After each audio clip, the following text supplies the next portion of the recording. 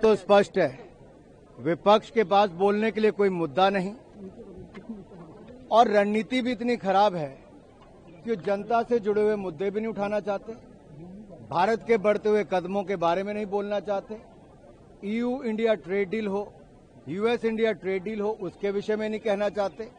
ऐसा लगता है मानो विपक्ष के पास कोई मुद्दा ही नहीं बचा और आने वाले चुनावों से पहले वो पहले हथियार डाल चुके हैं और संसद में केवल हंगामा करना, वॉकआउट करवा देना, इस तरह से कि अवरोध पैदा करना, टेबल पे चढ़ना, कागज फाड़ना, स्पीकर पर फेंकना, सारे नियमों की धज्जियां उड़ाना, लोकतंत्र को शर्मसार करना, सदन की कार्रवाई को रोकना।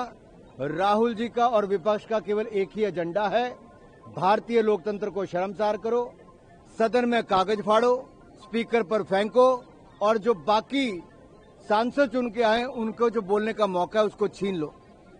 क्या कांग्रेस पार्टी यही चाहती है कि सदन ना चले?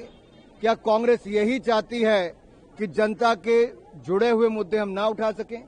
क्या कांग्रेस यही चाहती है कि प्रधानमंत्री जी अपनी बात ना रख पाए? और अगर स्पीकर नियम अनुसार रूलिंग देते हैं, नियम भी बताते हैं, उसके बावजूद नेता प्रतिपक्ष नियमों को ही नहीं मानते, स्पीकर की रूलिंग को नहीं मानते, तो इससे पता चलता है एक परिवार और एक पार्टी का अहंकार सिर चढ़ के बोल रहा है। उनके लोकतंत्र कुछ नहीं, ये परिवारवादी पार्टियों के लिए उन परिवारों को जिनको लगता है मैं नियम से भी बड़ा हूं, ये मैं जो है आज कहीं ना कहीं कांग्रेस और बाकी परिवारवादी पार्टियों के सिर पर चढ़कर बोल रहा है, जो नियमों से ऊपर अपने आप को समझते हैं।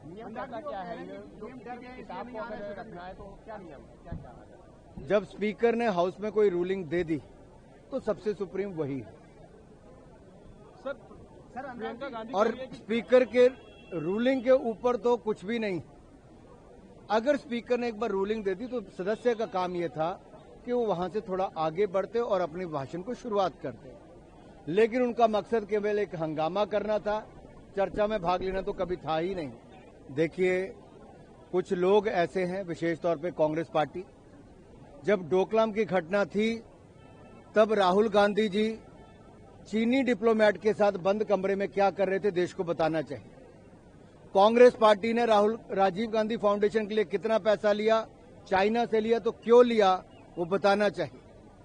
जब डोकलाम की घटना अतिक्रमण करने का प्रयास चीन कर रहा था, चीन के सैनिक, तब भारत के सैनिकों ने मुंह तोड़ जवाब दिया और उस समय बॉर्डर पर देश के रक्षा मंत्री, प्रधानमंत्री स्वयं सैनिकों का मनोबल बढ़ाने गए। ये देश ने देखा है। हमें कोई राहुल गांधी जी या कांग्रेस पार्टी से सर्टिफिकेट नहीं चाहिए। अगर देश की सीमाओं को किसी ने मजबूत किया है, सुरक्षित किया है, तो नरेंद्र मोदी के नेतृत्व में भाजपा की सरकार ने, एनडीए की सरकार ने किया है। हमें राहुल जी का सर्टिफिकेट नहीं चाहिए।